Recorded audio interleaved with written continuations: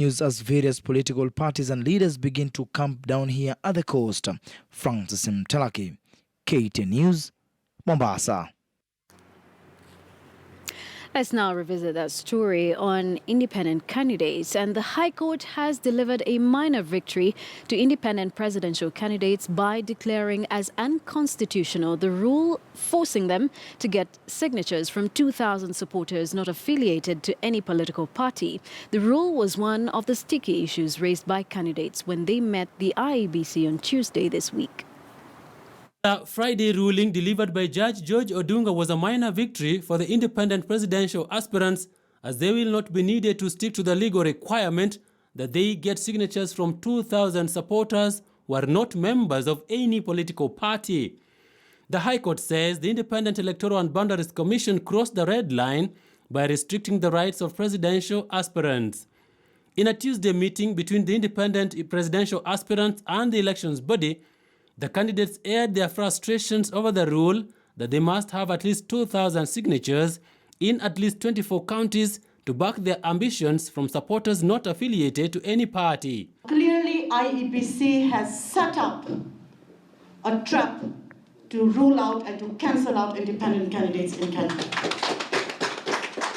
That the Constitution is very clear, Article 137 and the others, that you need 2,000 voters to sign for you in majority of counties, not independent voters. It is voters. Never undermine a potential leader.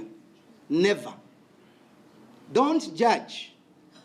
Last time, we went through all the tedious programs that you people have listed. 2,000 signatures.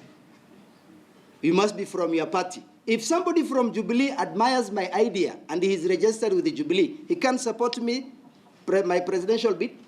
If somebody from ODM, who before going for ODM did not see me and has realized that I'm there and my ideas can be sold, and buys my idea, is it wrong? Is it a sin? Is it a crime? If I were in your shoes, I would actually sort out these things out of court. These are the things, because I'm told there are some things that are administrative. And you know them, and you know I know them. And there are things that are legal. So, because we want a very good election, very quickly, why don't we just sit with these difficult people, who are not very difficult people, resolve them, then we can move, Mr. Chairman. That's what I suggest. The judge termed the condition unlawful and one that contravenes the Constitution. IEBC had warned presidential aspirants who failed to abide by the 2016 Elections Act that they would be edged out of the August 8th tussle. We swear to abide by the law, the Constitution and the law of the land. And we have no intention of acting contrary to the law.